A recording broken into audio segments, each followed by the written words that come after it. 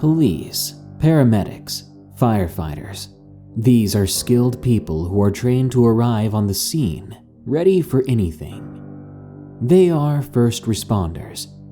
Accidents, violence, catastrophe, they'll be there to keep you safe, and oftentimes to save your life at the very last second. But responding to our most disturbing and terrifying moments means that first responders have seen some of the most horrific things. Enjoy these first responder horror stories, and if you have your own scary story to tell, share it with us at darkstories.org or reddit.com/r/darknessprevails to have it narrated here.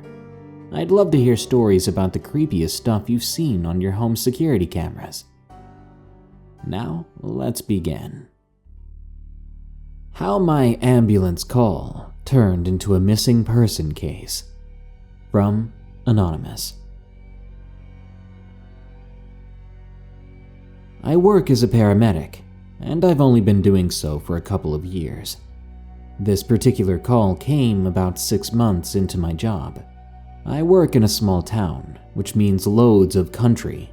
Rolling hills, lots of thick forest, all that jazz. It's pretty common for us to have to be called out to some rural property. Let's just say livestock and hunting accidents were some of the calls I'd already been on, just in that 6-month period. Now, one of our more common calls was caused by this dangerous bend in a country road. The paramedic crew I work with referred to it as Devil's Bend. At least a handful of people would die on that bend every year. Some of them, of course, would be driving way too fast, trying to take that bend at high speeds. They would end up rolling over and perishing in a crash. But even if you were going the speed limit, you could very well end up hurting yourself as well. Every time I had talked to a cop about that bend, I let them know that it would be a good idea to talk to someone in charge about changing the speed limit there. Whether or not people listen to it, that's beyond us. Well, one night we're dispatched to that very bend. Someone had called 911, stating that they were badly hurt and that they had been in a rollover accident. Now, from what I heard, this person had called from within their car, but quickly passed out during the call, which was not a good sign. Me and my coworker got ready and headed over to the bend as quickly as I could, sirens blaring. If we didn't get there fast enough, this woman could be dead or in a coma. After a rough drive through these dark, winding country roads in the middle of the night, we make it to the bend, finding an upside-down tan-colored sedan in the ditch. We get out with our equipment, praying that we didn't have to call the fire department to get some jaws of life out here, which our emergency crew did not carry. Anything that prolonged this rescue would make things worse, obviously. I immediately noticed that the side windows on the vehicle had been blown out from the pressure of the crash. Avoiding the glass on the ground and in the grass, I carefully crouch down. Then, using a pocket flashlight, I look inside the vehicle. But the woman isn't there. Fantastic, I thought. This could mean several things. There was a chance the lady had been tossed from her car and only thought she was still in it due to her head injury, which, because she passed out during the call, was pretty likely. Or she may have crawled out of the car. Either way, she wasn't there. I let my partner know, so we began to scour the woods and ditch around us in opposite directions to cover more ground. The two of us were both calling out our versions of 911, we're here to help. But for a while, we didn't get a response. The ditches were clear, and there didn't seem to be any signs of crawling or walking. No blood either, so that was good. There wasn't even blood in the car or on the windows, like I would have expected. Then again, she could have been bleeding internally. But I kept my mind focused on just finding her in the first place. I headed back toward the car and began to search the woods on my side from there. I called out again. 911, we're here to help. As I began to walk deeper into the woods, I finally got a response. It was a woman's voice. I'm here. Please help. I broke into a steady jog in the direction I heard the voice. I'm coming towards you. As I'm moving through the woods, having expected to already find the woman, the voice came again from an entirely different direction, now way off to my right instead of straight ahead of me. The voice had come from much nearer than that before. Maybe she was moving around. Maybe she was disoriented and tried to find me too, but ended up getting a bit more lost. "Please stay where you are. I'll come to you." As I began debating whether or not to ask her to call out again, I was still pretty new on the job, and I was afraid that making her speak again could damage her throat or something. But she called out again anyway. "I'm here. Please help." Now, instead of speeding up once more and heading in that direction, I stopped first. I felt my eyebrow raise on its own, as I realized her voice had the same tone and inflection to it as before. It wasn't like she had spoken again, it was more like she had replayed what she had said. I figured maybe it was just the adrenaline, so I kept going toward the voice after a moment. As I got closer to it, my footsteps through the forest were drowned out by a loud sound coming from ahead of me. It was a heavy, dragging sound. It was quite moist and rough. "Oh, God," I thought. "I'm about to stumble upon this poor woman, dragging herself through the dirt to find me, bleeding out or something." I prepared myself to witness something disturbing. But as I continued on, I still did not find the woman. I continued going in the direction I'd last heard her, the direction of the dragging sound too, but I was going slower now. If I wasn't careful, I would get lost in the woods, and that would just make matters worse for everyone involved. I walk in a little further, and I finally spot something on the ground. I swallow hard and I point my flashlight. There's a female, seems to be in her 30s, with blonde hair that's covered in twigs, leaves, and dirt. She's on her back, and she seems to be unconscious, but she's breathing. She's lying on the ground maybe 20 yards ahead of me. I can see her through the brush and trees. I break into a sprint, about to call out to my partner to come this way because I found her, when I suddenly stop. "I'm here. Please help." The same call for help comes once again. Nothing different about it, save for a bit of a deeper voice coming from behind it, if that makes sense. It's a sound that scares me so bad that I'm too terrified to continue forward. I'm just staring at this poor woman unconscious on the ground. I could reach her. I could save her like I'm supposed to. But I'm horrified. Just as I stood there, a coward, watching this woman in need, something yanks her away deeper into the forest, dragging her until I could not hear the dragging sounds anymore. With that, she was gone, and I was too scared to do anything about it. I back up instead of giving chase, chills running over my skin, on every part of my body. I couldn't make sense of what was going on, and the most primal part of me was begging me to go back to the ambulance. I listened. I didn't have the strength to do anything else. Call me what you will, but you don't know how scared I was. The voices stop too. She doesn't call out again.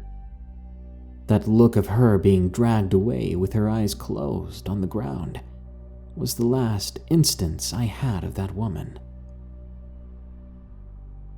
Back at the ambulance, I quickly called up the police to tell them what happened. Told them everything that happened, everything that I saw, 100% honest. My partner heads back to the ambulance too, says he didn't find her, but he does find me with a wide-eyed expression. Soon the police arrive on the scene. They take my statement again in person now. After recording it, one of the officers states that to him it sounds like an animal attack. Says that if a coyote or bear is hungry enough, and they stumble upon a half-dead person, they wouldn't let the opportunity go to waste. Well, that's horrid.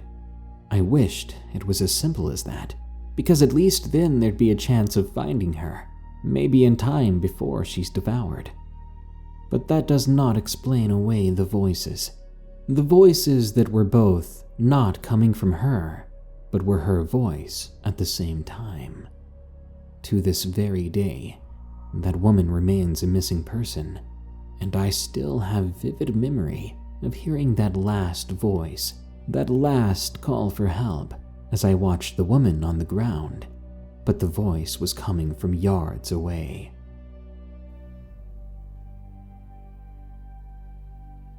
The Burning Cabin, from Terry. I work for my local fire department as a volunteer. When there's a call and they need another crew member, I'm always ready to lend a hand. And every other weekend, I sleep at the fire department, lending my free time as on-call hours in case anything goes down. But the town we lived in was pretty quiet and peaceful. Not too big, but not really small either. We didn't get a lot of fires. Most of the stuff I reported to was first responder stuff. Injuries caused in accidents on the road. An elderly man who got frozen inside his car one night. I don't honestly remember how he let that happen, but we had to tear the darn door off to get him out. And false alarms from one of the local schools because kids can be kind of disrespectful. One evening just after sundown, we got a call about people reporting a bunch of smoke towering above an old cabin. My first guess was that someone left the fireplace going and the place caught fire. A fireplace left on too long in an old wooden cabin is just begging for trouble. So we threw on our gear and piled into the fire truck, finally answering a call that had something to do with a fire. As we were about a couple of miles away, we eventually caught sight of the stacks of smoke ourselves, rising above the trees. These were dark gray smoke plumes, rising up a couple 100 feet into the sky. It looked pretty bad. I was expecting once we'd pulled up near the driveway, the place would be nothing more than ash. When we arrive at the cabin though, turning past the thick trees and finally getting a view of the cabin itself, there's no smoke at all. And there's no fire. We didn't get out at first, as the cabin itself was entirely abandoned and in one piece. There was no trace of heat or burns or anything. We got out and carefully inspected the building from the outside from a safe distance. I even checked the sky again, trying to locate the massive amounts of smoke that we had somehow now lost. But there was no smoke in the sky at all anymore. And this cabin was perfectly normal. I remember looking at the chief and just shrugging. What are we going to do? I thought. He had one of the guys climb on top of the engine, getting as good a view as he could, trying to find any trace of smoke in the purple sky, but he climbed back down and gave us no smoke as far as the eye could see. We packed it in, deciding that before we headed back, we would drive around the area, making sure we didn't miss the proper location. We even called dispatch again, trying to make sure that we were given the right information. We were. Turns out we did go to the right place. We were beginning to drive back to headquarters, thinking it may have been low-hanging clouds. Maybe someone was burning a fire in the nearby woods. But before we could make it very far at all, one of the guys tells us to stop. He points out the window and, lo and behold, there's a massive tower of smoke coming from somewhere in the direction of the cabin. I thought to myself, this doesn't make any sense. We do a U-turn and head back to the cabin. We watch that smoke carefully, making sure we were following it to the T. Sure enough, it led us right back to that dang cabin, and the moment we turned around that bend of trees, the smoke was gone, and we were met once again with that quiet cabin. Everything was as it should be. I scoured the skies myself and did not find a trace of smoke. That's when the chief sends Craig to the door of the house. Maybe we could get some information on what might be going on from the people who lived there, or might be staying there at the time. But this was really just grasping for straws. There wasn't a car in the driveway. and more than likely no one was here. Well, when Craig goes up to the door and knocks once, he falls right on his back, collapsing. We run up to him, making sure that he's okay. He seemed to have just passed out. Maybe he got too hot in his gear, which can happen, but it doesn't happen very often, and Craig is quite an experienced firefighter. He's used to the heat of the gear and the weight of it. We drag him onto the grass away from the cabin door, and then he wakes up. He's disoriented and coughing a lung up. Once he clears his throat, he asks what's going on. We let him know that for a couple of seconds there he had just passed out on us. He says that all he remembers was opening the door to the cabin and seeing a sea of flames and black smoke filling his lungs. But we told him no. All he did was knock and fall over. He gets up again, coughing up yet another lung in the grass. He sounded like he just came out of a burning building. Once we make sure Craig is fine, we leave again. We're updating the police on what's going on, and I look back. The smoke is there again, rising above and leading directly to the cabin. This time we don't go back. We just report it to the cops, let them know that something wasn't right, and we weren't sure what to do about it. The cops get reports from us and from neighbors of the cabin, but to this day, nobody knows what was going on. It truly was bizarre, and it's definitely the weirdest experience I've had working as a firefighter. Strange Animal Attack from MidnightKaven. I used to work as a police officer. The county I worked for was a rural one. Lots of old worn-down homes surrounded by trees and dirt roads. That kind of thing. We got a lot of calls about break-ins and domestic disputes, even the occasional drive-by. The county had a bit of a drug problem. It got pretty rough, so much so that my mom tried to convince me every time I saw her to quit that job, as, how did she say it? Me working as a cop was going to be the death of me and her. This is about my craziest experience working as a cop, and honestly, it did change how I believe things. It was about 7 p.m., after dark for sure. I was in the rundown parking lot of an old grocery store. We were in the cruiser, my partner and I, when we got a call from dispatch that we needed to head over to this trailer, way out in the boonies, basically deep in the countryside. We take the call and drive about 15 minutes into the woods. We finally arrive at the place. The double-wide trailer was in pretty good condition. It looked like whoever lived there had built their own deck on the front. The land was well kept, and there was a nice little garden out back, with a single light coming from a telephone pole toward the front by the street. Actually, it was more of a dirt road. If I didn't already have a wife and a mortgage to pay for, this place seemed like a pretty nice place to live. Then again, it was a bit too far out of the way for my tastes. I mean, it took us 15 minutes to get here. Who wants to wait 15 minutes after calling the cops? Despite our headlights shining in through the windows on the trailer, no one even attempts to come outside to greet us. And since the call was about some sort of home invasion or possibly even an animal attack, when we got out of the car, I had my holster unstrapped, and I was ready to grab the gun. My partner and I steadily approached the door.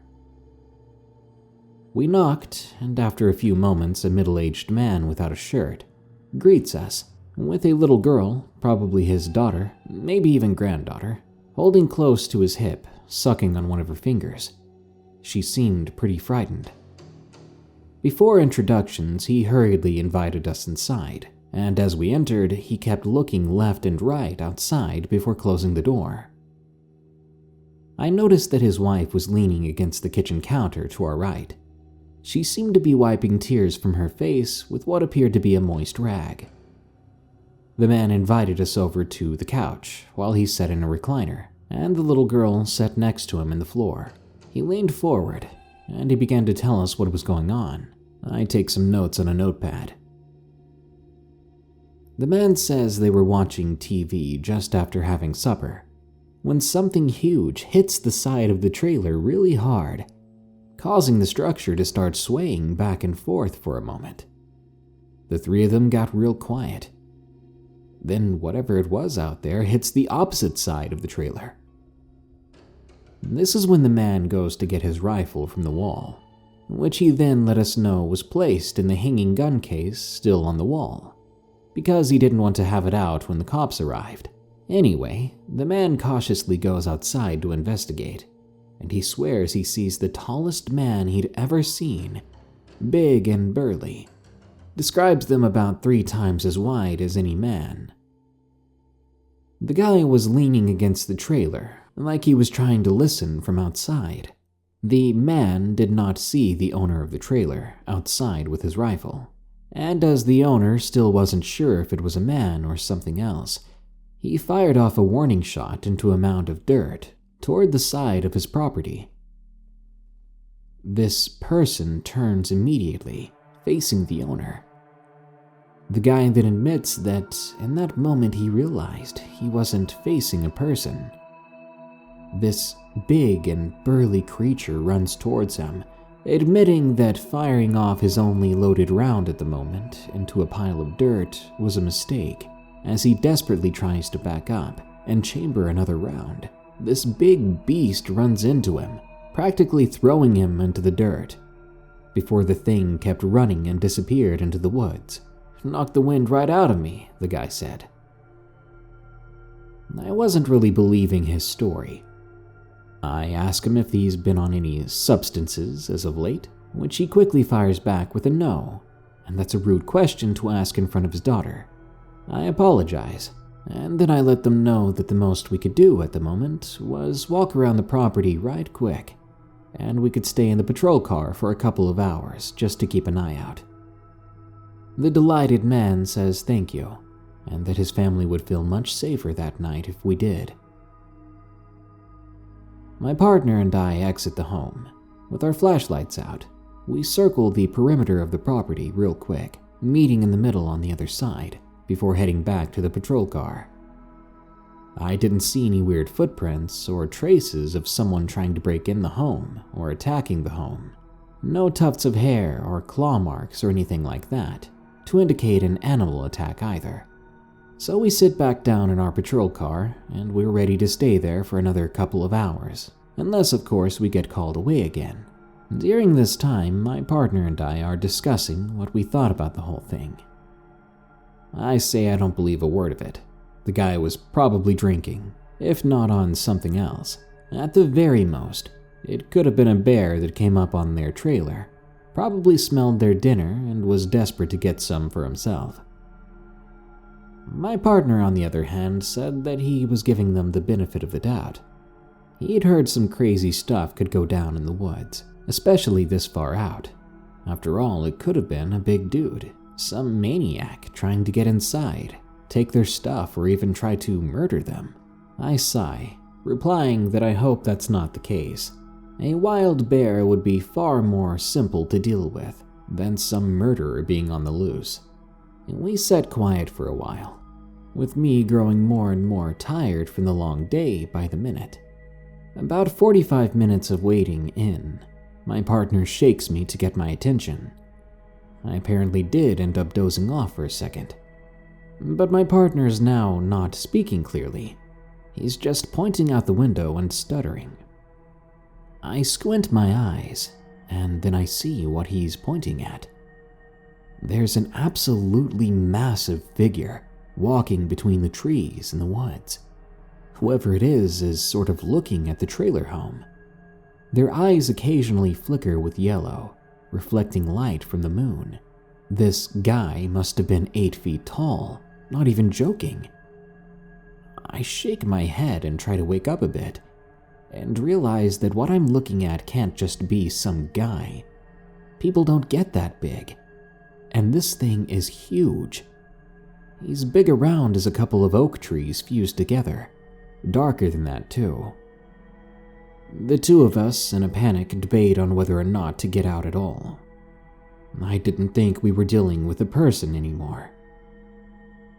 I got on the radio with dispatch, letting them know that they should probably send out some animal control. I simply say that we got a pretty big bear out here. I know that was a lie, but I wasn't about to make myself sound crazy. I watched the creature stalk the woods back and forth. I'm sitting there praying in my head that it doesn't come out of those trees. Eventually, it disappears back into the woods, and I think I literally sigh with relief. A few moments later, a massive head-sized rock hits my partner's window. We both curse and he nearly climbs on top of me. Animal control eventually arrives, and I finally feel safe enough to leave the car. I tell the guys what we saw, and don't know if it's still out there either. They joke about it being Bigfoot, but we didn't deny that. At first, they laughed until they saw our reaction to it. We went back to the family inside and let them know that there may be a large bear around the property. Animal control took over from there, and we reported back to the station. After this experience, honestly, I do believe that Bigfoot exists. In my mind, there is no mistake that we saw something that night that didn't match up with our current reality, something that wasn't human. I'm much more easy to believe people rather than accusing them of being on drugs.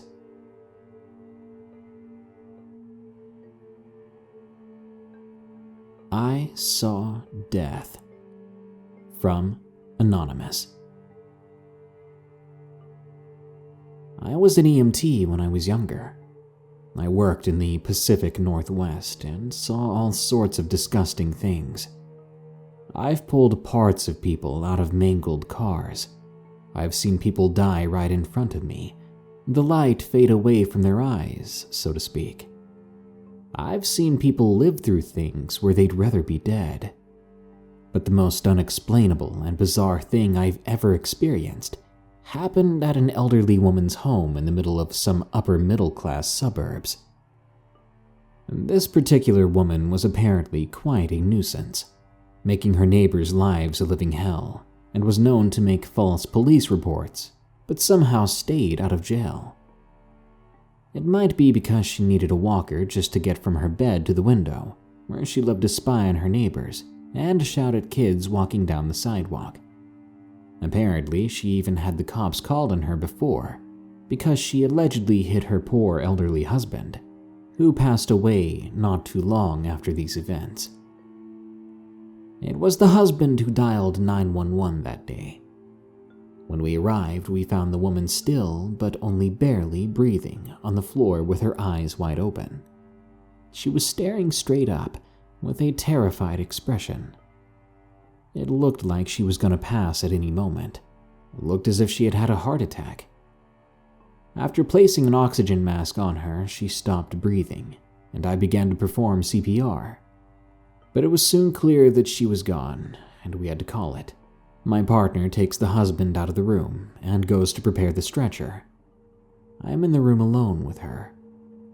I'm sitting there next to her on the floor when something I can't see just yanks and rips the oxygen mask off of her.